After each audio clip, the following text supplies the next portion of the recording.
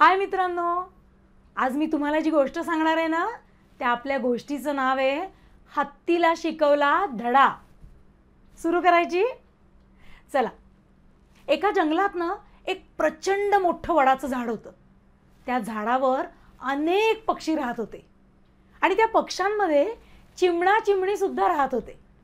चिमणीने आपल्या घरट्यामध्ये मस्त 3-4 अंडी दिलेली होती. त्या अंड्यातून लवकरच आता छोटी छोटी पिल्लं जन्माला येणार होती. एके दिवशी ना एक दुष्ट जंगली हत्ती त्या झाडाच्या जवळ येतो. त्या चिमणीनी घरटं ज्या फांदीवर केलेलं होतं त्या फांदीला तो त्याच्या सोंडेनी जोरात असा धक्का देतो. ती फांदी काय लगेच मोडून खाली पडते. चिमणीचं घरटं तुटतं आणि तिची ती अंडी सगळी खाली पडतात आणि फुटून जातात. चिमणा चिमणीला भयंकर दुःख होतं. म्हणून मदतीसाठी ते सुतार पक्षाकडे जातात आणि सुतार पक्षाला सगळं सांगतात. सुतार पक्षी त्यांना म्हणतो की त्याचा मित्र आहे बेडूक आणि माशी, ह्या दोघांची मदत घेऊन आपल्याला हत्तीला चांगलाच धडा शिकवता येईल. मग ते सगळे एकत्र भेटतात आणि मग हत्तीला धडा शिकवायचं पक्क करतात. दुसऱ्या दिवशी हत्ती त्याच रस्त्याने येत असतो. तेवढ्यात माशी गुणगुणत हत्तीच्या कानात शिरते आणि सुतार पक्षी हत्तीच्या डोळ्यावर आपली ती जी तीक्ष्ण चोच असते ती जोरात मारतो.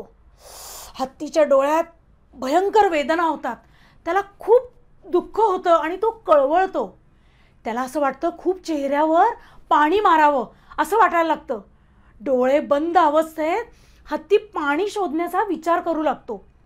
एवढ्यात तो बेडकाचा ओरडण्याचा आवाज ऐकतो आणि त्या बेडकाच्या ओरडण्याच्या आवाजाच्या दिशेने हत्ती जातो. पण काय होतं माहिती आहे का मित्रांनो, हत्ती चिखलात पडतो. तिथे पाणी नसतंच. हत्तीला डोळ्यालाही लागलेलं असतं आणि आता हत्ती जोरात कळवळतो आणि म्हणतो, कृपा करून मला मदत करा. माझी काय चूक झाली आहे हे तरी सांगा. मला कशाची शिक्षा देताय ते सांगा. मग बेडूक हत्तीजवळ येतो आणि म्हणतो, चिमणीची तू अंडी फोडलीस, आठवतंय तुला? त्या फांदीला तू जोरात धक्का दिलास, त्यामुळे चिमणीची सगळी अंडी खाली पडली आणि फुटली. हत्तीला हे ऐकून खूप वाईट वाटतं. हत्ती सगळ्यांची क्षमा मागतो आणि पुन्हा मी असं कधीही करणार नाही असं त्या बेडकाला आणि चिमणा चिमणीलाही सांगतो आणि तिथनं सरळ निघून जातो. काय मित्रांनो, ऐकली होती का ही हत्तीची गोष्ट? नाही ना? आवडली तुम्हाला? आवडली तर लाईक नक्की करा. हां, बाय.